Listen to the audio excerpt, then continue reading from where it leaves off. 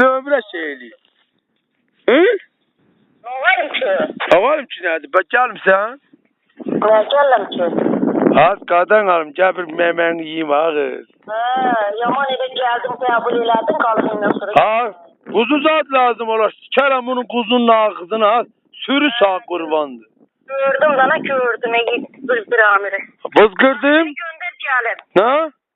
Taksi gönder ki de məhəbbətlə götürüb gəlin. Məhəbbət kimdir az?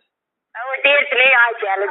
Qurban olum ay gəlin. Az onun məməsini yiyeyim az. Az qadan alma çındıq. Alo. Alo. Nətəsən qadınım? Sağ ol ha qadan alma. Sen məməni yiyeyim az. Ne var ne yok? Sağ olasın, yaxşı olasın, balan sağ olsun. Niye beni böyle tındıksız koysunuz ben dünyada? Sen bizi hava çağırdın. Ben hava açıp eşeğe kayıracağım. Eşeği dodağından öpürüm. Darlaçadan da hevesim ölü. Indi neymişsən bizi çağırdın. Eşek lazımdır. Qatan hanım gel ha. Seni burada yıkıp eşeğeceğim balamınca. Hakkı hava gelebilirsiniz. Alo. Yaydım. Sanın canım diyelim hakkı hava gelebilirsiniz. Öyle bir dakikada gelebilir. Yok bir dakika yok bir dakika öyle özümü siken lazımdı bu asfaltın kırağında. Ala bir gözəlle danış. Ver görüm. Ne de? Az kada kalım az mıtık sen bilsen. Sen karnında zoğal mıkına dönsün. Ne de ha? Az sen bilsen. Hele bir sen tındığın yüreğim benim yüreğimin düz başındadır. Öyle mi? Elnur. Sen öyle yüreğinle şey değilsen sonunda seninle yüreğin başı. Aha düz değilsen benim yüreğim mi var? Benim yüreğimi yiyipsen kim onun yürek yesin ağzın. Yüreğimin yağına kim tartılıp giydir.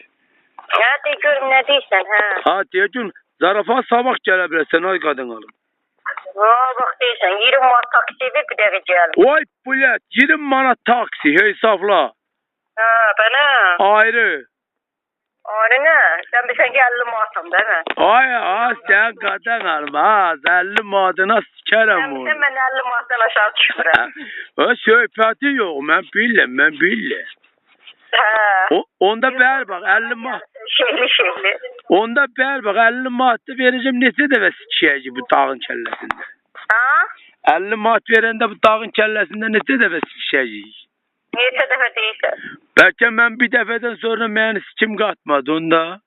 O mühendis diyorsan sen. Onda elimi tındığına sağlık gözüme sürteyim. Koy gözüm ölsün gözümün gözü. Ay sağ ol. Onu ben satmıştım demişim. Ne dediler? Haydi balamın zarı getireceğim. Ya savağa ya bürsüyüne. Bak uşaqlarımın. Ha bak. Bak ya səhərə ya bürsüyüne. Bilsən mi? Emir götürən bir iki kuzu satıb xaloğlu. Da pul dingildədir. Belə baxıram. Elə sağ yazığım gəlir. Ha.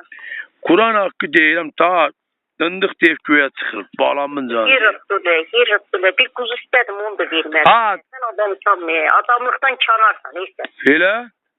Ha. Ha,